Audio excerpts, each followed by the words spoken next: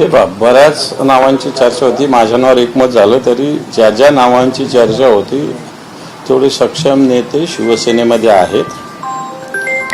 पण आत्ताच्या घडीला मला असं वाटतं संख्या एकनीच जाऊ शकते, म्हणून माझी निवड झाली याची जाणीव पूर्णपणे मला आहे. आणि त्यातल्या त्यात सगळ्यात महत्त्वाचं, सगळ्यांची इच्छा माननीय उद्धवजी ठाकरे साहेबांनी जावं अशी असताना मला ही संधी मिळाली, ही त्याच्यात आणखी मला असं वाटतं महत्त्वाचं आहे. याची जाणीव पूर्णपणे मला आहे. एवढं. विधान परिषदेचे विरोधी पक्षनेते होते, पक्ष ज्यावेळी अडचणी होता त्यावेळी तुम्ही सभागृहात भक्कमपणे बाजू मांडली, त्याची पोचपावती म्हणायचं. पक्ष काही व्यवहार नसतो. मी दिलं तर त्यांनी द्यायचं, मी घेतलं तर त्यांनी द्यायचं, असं पक्ष काही व्यवहारासाठी नसतो. मी असं केलं म्हणून त्याची पावती मला द्या, मला वाटतं हे काही पक्ष काही व्यवहारासाठी राहिलेला नसतो. पक्ष एका विचारानं चालत असतो. चांगल्या वाईट बाजू, पक्षाच्या बाजूनं, विरोधात ह्या सगळ्या गोष्टी येत असतात.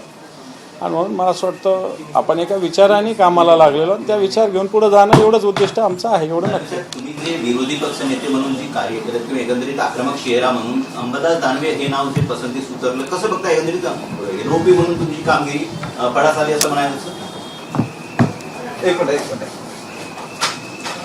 हे पहा, मी सांगितलं ना, पक्षाकडे अनेक लोक इच्छुक असू शकतात. आता मला ते नाव पक्षप्रमुखांनाच माहिती असते, पण मला ह्याची जाणीव आहे की मी एकटाच कॅलिबरचा आहे अशातला काही भाग नाही.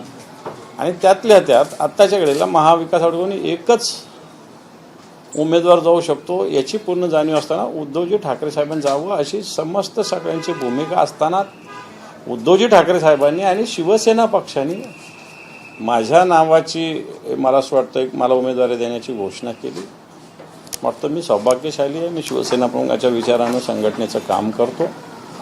आणि वाटतं अडीअडचणी, रस्त्यावर काटे दगड येत असतात, त्याच्यावर मात करून पुढे जाणं हे मला असं वाटतं कार्यकर्त्यांचं काम असतं, शिवसैनिकाचं काम असतं. आणि ते काम करण्याचा मी पूर्णपणे प्रयत्न करेन. आता हर्षवर्धन सपकाळ म्हणाले की आम्ही आमचा उमेदवार देणार आहोत. जर उद्धव ठाकरे उमेदवार असले तर आम्ही विचार केला असता, पण आता आम्ही उमेदवार देणार. मला असं वाटतं मी महाविकास आघाडीचा उमेदवार आहे एवढं मला माहिती आहे.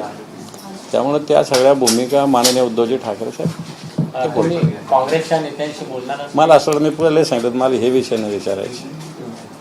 हे पण मी पक्षाचा नेता आहे का? मी उमेदवार आहे.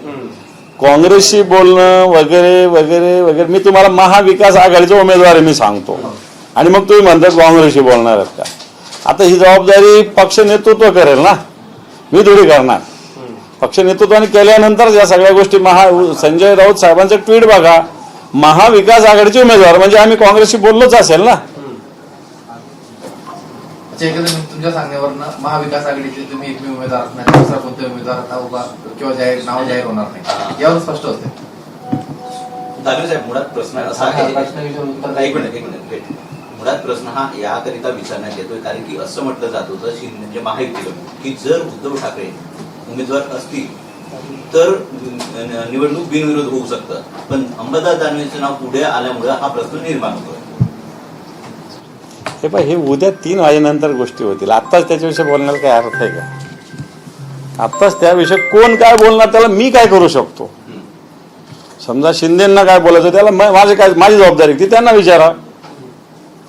माझ्या पक्षाने मला उमेदवारी दिली एवढं मला माहिती आहे, तेवढंच मला मी सांगतो.